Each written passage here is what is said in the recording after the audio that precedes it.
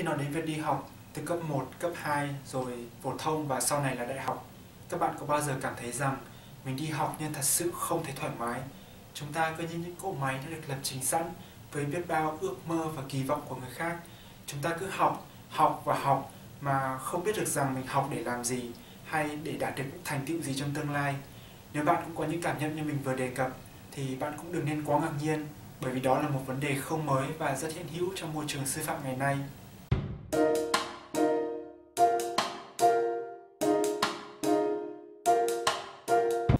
Môi trường học tập ngày nay được chia ra thành nhiều cấp và nhiều ngành khác nhau. Thông thường thì một học sinh sẽ xuất phát từ mẫu giáo và sau đó là vào lớp 1, tiếp đó là 5 năm để hoàn thành chương trình tiểu học, 4 năm của trung học cơ sở và 3 năm của giáo dục phổ thông. Và mình dám cá rằng với các bạn sắp tốt nghiệp phổ thông thì năm lớp 11 và 12 các bạn đã phải bận học một cách bù đầu để có thể vào được một trường đại học mà bố mẹ các bạn vẫn mong muốn. Ai cũng thuộc lò lò cái quy trình quy phạm đó, bởi vì ai cũng cho đó là một điều hoàn toàn hiển nhiên. Tuy nhiên nếu nhìn trên lịch sử phát triển của Việt Nam thì cái quy trình tưởng như hiển nhiên đó là một hình thức giáo dục còn khá mới mẻ. Trước đó thì giáo dục được lưu truyền theo truyền thống cha truyền con nối, tức là ông truyền cho cha, rồi cha truyền cho con và con thì truyền lại cho cháu. Và cứ như thế thì kiến thức được lưu truyền từ đời này qua đời khác. Hay như khi các xã hội phong kiến được thành lập thì có các sĩ tử theo học như ông Đồ, và sau đó thì thi hương, thi hội, thi đình và được nhà nước bổ nhiệm làm quan dựa theo mức độ đỗ đạt.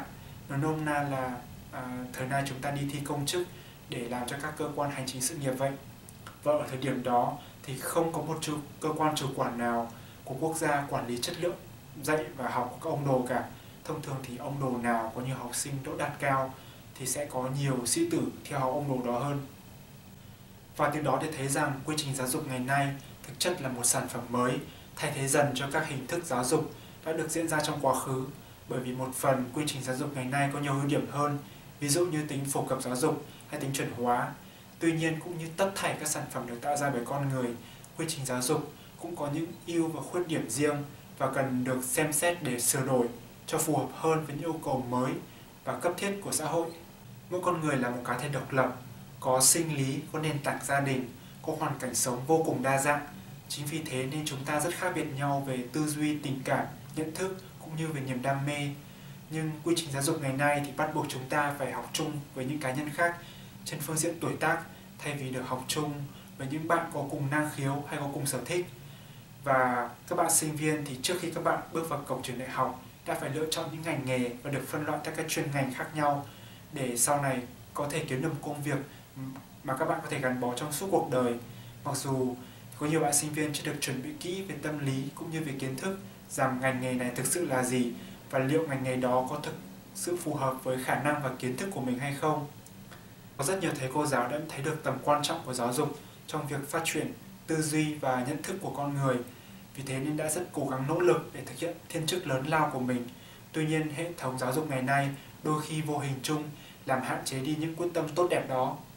Và một điều mà chúng ta cần làm rõ ở đây đó là trường lớp thì không đồng nghĩa với giáo dục.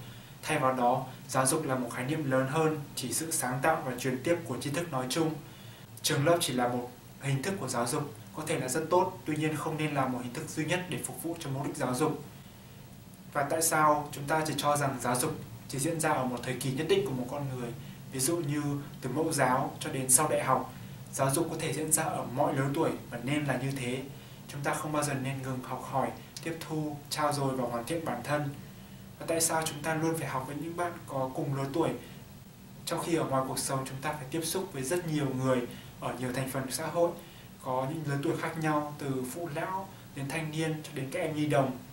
Và tại sao hệ thống giáo dục thì lại cứ luôn cứng nhắc, cứ là 5 tiết buổi sáng rồi 4 tiết buổi chiều và cuối năm thì tất cả mọi người lại lên lớp. Giáo dục là một phần quan trọng mật thiết đối với mỗi con người, và đôi khi chúng ta cần phải bước ra ngoài định kiến cho rằng giáo dục chỉ có thể diễn ra ở trường học hay lớp học. Và đó cũng là lý do mà mình thảo luận về giáo dục trong vlog thứ nhất này.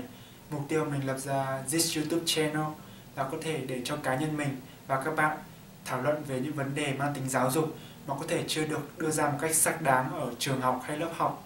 Mình sẽ rất cảm ơn nếu các bạn có thể để những dòng comment ở dưới đây nêu lên những suy nghĩ và ý kiến của các bạn về vlog thứ nhất này, và các bạn cũng có thể nhấn nút subscribe để có thể cùng mình thảo luận về các vấn đề thú vị khác trong cuộc sống ở những vlog tiếp theo.